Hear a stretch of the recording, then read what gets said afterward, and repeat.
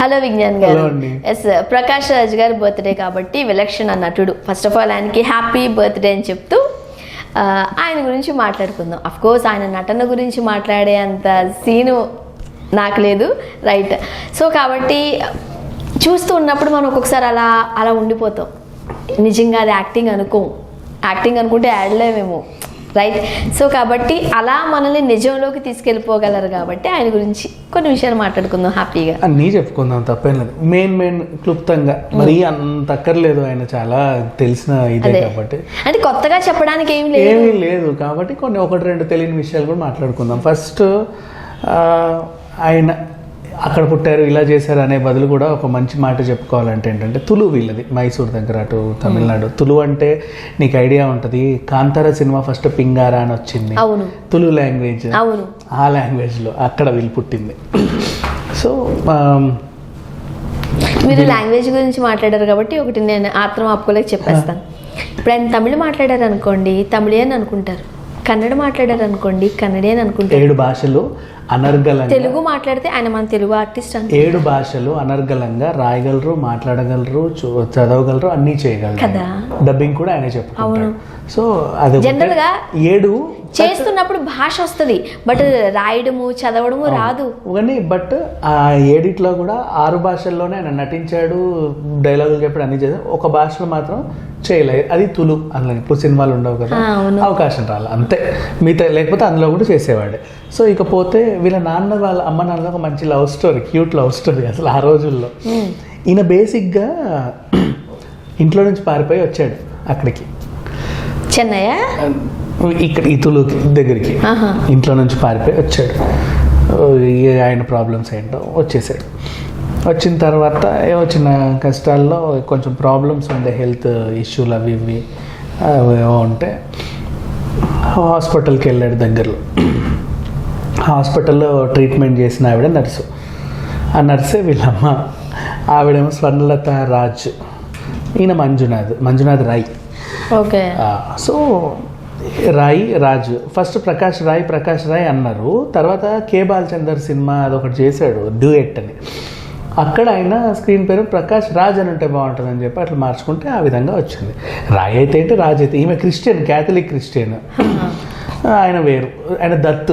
రాయ్ అంటే దత్ అనే వాళ్ళు ఉంటారు, అట్లాంటి ఫ్యామిలీ. ఓకే. ఏదేం చేసినా సరే ఓవరాల్గా ప్రకాష్ రాజ్ గారు వచ్చారు. అండ్ అదే క్యాథలిక్ స్కూల్లో మంచిగా చదువుకున్నాడు, కాకపోతే డిగ్రీ వరకే చదివి డిగ్రీ డిస్కంటిన్యూడ్. అలా డిగ్రీ డిస్కంటిన్యూడ్ చేసిన ఆయన ఎప్పుడు ఇన్ని లాంగ్వేజ్ నేర్చుకుని ఈరోజు ఇంత గొప్పడాడు అనేది నిజంగా గ్రేట్. అదే కదా. అండ్ అలా ఎట్లా వచ్చాడు అంటే, మనకంటే ఇప్పుడు ఇక్కడ నాటికలు అనేవి ఒక పొడు అని ఉండేది. అక్కడ ఇప్పుడు కూడా ఈరోజు కూడా కర్ణాటక, బెంగళూరు ఆ సైడ్, మైసూర్ సైడ్ ఒక సంఘం ఉండేది. 365 days నాటకాలు ఉంటాయి అక్కడ. ఇప్పుడు కూడా ఈ రోజుల్లో కూడా మనం మర్చిపోయి చాలా ఏళ్ళైంది. వాళ్ళ నాటకాలు ప్రతిరోజు ఉంటాయి, రంగస్థలం. అట్లాంటి వాళ్ళు అక్కడ ఆయన స్టార్టింగ్ చేరి నాటకాలు వేసేసరికి అనర్గళంగా డైలాగులు బాగా చెప్పేవాడు అనమాట. బాగా చెప్పేపటికి అప్పట్లోనే సీరియల్స్ వచ్చేవి, దూరదర్శన్ ఇలాంటివి కొన్ని ఉంటే ఆయన పిలవండి, ఆ డైలాగ్ ఆర్టిస్ట్ బాగా చెప్తాడు. అంటే ఏదన్నా కోర్టు సీన్లు లేకపోతే ఇట్లా ఉన్నప్పుడు బాగా వాగాలి కదా, ఇది యువర్ ఆనర్ అనేది. ఆయన పిలవండి, 2 డైలాగులు చెప్పేసి, డాక్టర్ ఏరో. సో ఆ రకంగా అట్లా చెప్పేసి డైలాగ్ ఆర్టిస్ట్గా 2-3 సీరియళ్ళు చేసి అట్లా నిదానంగా సినిమాల్లోకి వచ్చాడు. సో రావడం కూడా ఆయన టర్నింగ్ పాయింట్. కొన్ని సినిమాలు ఉన్నప్పటికీ బాగానే ఎదిగాడు, అంచనా వీళ్ళు కూడా నెత్తిన పెట్టుకున్నారు, బాగానే ఎదిగాడు ఒకనొక టైము. అండ్ ఇక ఆయన ఎదిగిన తర్వాత మొదటి భార్యతో విడాకులు తీసుకున్నాడు, అది అందరికీ తెలిసిందే. ఆవిడ చెన్నై. నెక్స్ట్ ఇంకొక ఆవిడ రింకీ, ఆమెనేమో ఫస్ట్ వైఫ్ ఎవరో కాదు, డిస్కో శాంతి వాళ్ళ చెల్లి. అవును. అంటే ఇక తోడల్లుళ్ళు వీడైనా శ్రీహరి. సెకండ్ వైఫ్ వచ్చేసి ఆమె కొరియోగ్రాఫర్, ఆమెను చేసి ఇప్పటివరకు ఆమెతోనే ఉంటున్నాడు.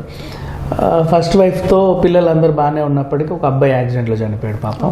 అదొక చిన్న డిసప్పాయింట్మెంట్. ఇక తర్వాత అంతమించి కూడా ఆయన చాలా సందర్భాల్లో బాధపడినట్లు కూడా ఉంది, ఎందుకంటే కొడుకు అండ్ అట్లా ఉంటాయి. హెల్త్ కూడా ఇష్యూ అదేదో ఉంది అని కూడా అన్నారు కదా. లలితది అది వేరులే, అది స్వర్ణలత ఆవిడది, అది లలిత కుమారి ఆవిడతో ఇష్యూస్ ఎక్కువ గొడవలు ఈ వల్లే అని చెప్పేసి ఉన్నారు. తర్వాత లలిత కుమారితో విడాకులు తీసుకున్న తర్వాత 2009 మళ్ళీ 2010లో ఇమీడియట్గా ఈమెని పెళ్లి చేసుకునేసరికి రెండో పెళ్లి ఈమె వల్లే విడిపోయాడని కూడా పుకార్లు వచ్చాయి. ఏదైనా ఇక వాళ్ళకే తెలుసు, వాళ్ళ పర్సనల్ లైఫ్ మనకి ఎందుకులే. సో ఇక పోతే ఎంత మంచోడో, మంచి ఉన్నప్పుడు మంచి చెప్పుకోవాలి, అన్నీ చెప్పుకోవాలి. ఈయన గురించి ఇక మంచి చెప్పాలంటే ఒక ఊరిని ఏదో ఊరు మహబూబ్ నగర్ జిల్లా దగ్గర ఊరిని దత్తత తీసుకుంటాడు. అలాగే దుర్గ చిత్ర అని ఇంకొక చిత్రదుర్గ అని చెప్పి ఇంకొక విలేజ్ దగ్గర కూడా ఇంకొక విలేజ్ని దత్తత, 2 ఊర్లను దత్తత తీసుకొని రోడ్లు, ఎడ్యుకేషన్, వాళ్ళందరికీ నీళ్ళు అన్నీ ఈయనే. ఆ 2 ఊర్లు ఈయనే A to Z. అట్లా చేశాడు, మంచి పనులు ఉన్నాయి. అండ్ ఓవరాల్ అండ్ ఎప్పుడు మన అప్పట్లో మనకి ఒక లంకేష్ అని ఒక పత్రిక ఉండేది. లంకేష్ పత్రిక ఉన్నప్పుడు ఆ అమ్మాయిని ఆవిడ హేతువాది, వీళ్ళు చంపేశారు, హిందువులందరూ కలిసి చంపేశారు. హేతువాదిని చంపేస్తే ఆమెకు మద్దతుగా నిలబడి పోరాటాలు చేసేసి వాళ్ళందరి నోర్లు మూయించాడు. అప్పుడు కొంచెం ఇదయ్యాడు.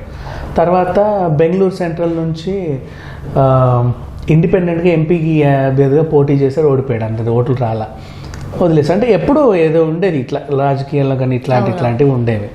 ఇంత మంచి మనిషి, ఓవరాల్గా చెప్పాలంటే మంచి మనిషే, చెడ్డు ఏం లేదు.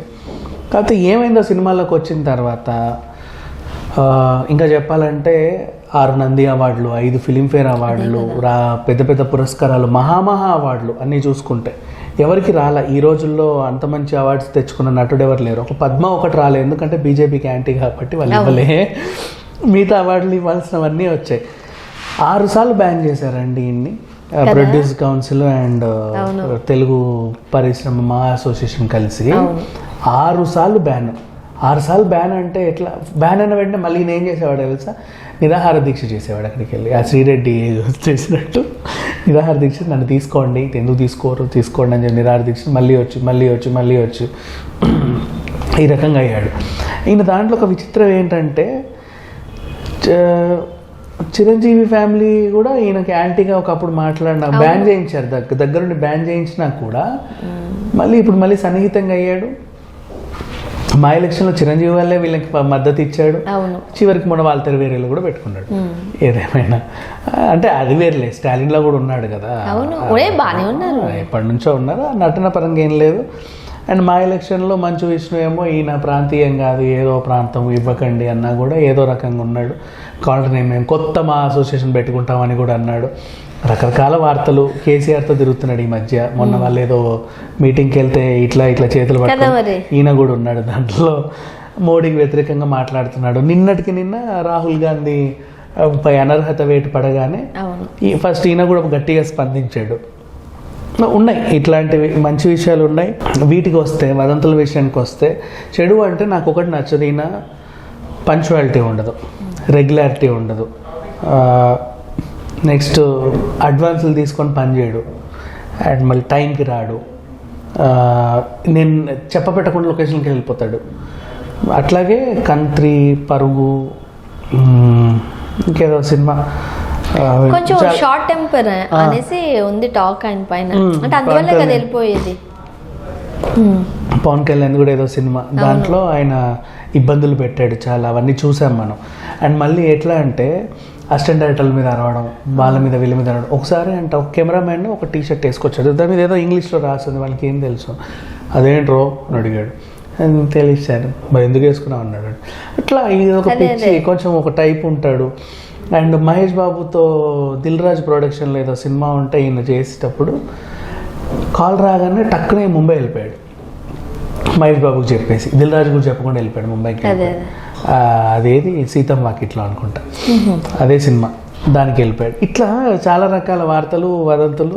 అండ్ మళ్ళీ ఏమంటాడంటే సినిమా వాళ్ళు నా అవసరం ఉంది కాబట్టి వాళ్ళు పెట్టుకుంటారు, నాకు పెద్ద ఇది కాదు, నా జీవితంలో 95% ఉంటే 5% సినిమా నాకు పెద్ద విషయం కాదు అంటాడు. అదే కదా తిండి పెట్టేది, కొంచెం ఉండాలి. వాళ్ళకి బుద్ధి లేదు, వాళ్ళు పెట్టుకుంటారు. ఈయన ఇట్లా చీప్ అంటారు. మరి ఏదో ఏమైనా అంటే ఈయనకి దిక్కు లేదో, ఈయన తప్ప ఇంకెవరు దొరకలేదు తెలియదు, కానీ మేపుతున్నారు, మేపనివ్వండి. అంటే అట్లని పెట్టుకోవద్దని నేను అట్లా మరి బర్త్డే రోజు ఎందుకు ఇట్లా మాట్లాడుకోవడం చెండాలని కానీ అసలు విషయానికి వస్తే ఓవరాల్ గా అంటే మంచి చేశాడు, మంచి ఉన్నాయి ఈయన జీవితంలో ఇవి ఉన్నాయి, నెగిటివ్స్ కూడా ఉన్నాయి.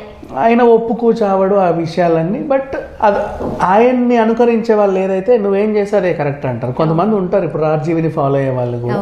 సో ఆ రకంగా ఈయనను కూడా ఫాలో అవ్వడం అంటారు. ఏదేమైనప్పటికీ ఈయన ఎలా ఉన్నంతకాలం బాగుండాలి, మంచిగా ఉండాలి, ఆరోగ్యంగా ఉండాలి, నిండు నూరేళ్ళు. మనకు 4 సినిమాలు పడేస్తే అప్పుడప్పుడు ఆ 5% సినిమాలు ఏమో మన మొహన్ సంవత్సరానికి 4-5 పడేస్తే మనము సంతోషంగా ఏదో ఉన్నాడని చూస్తాం.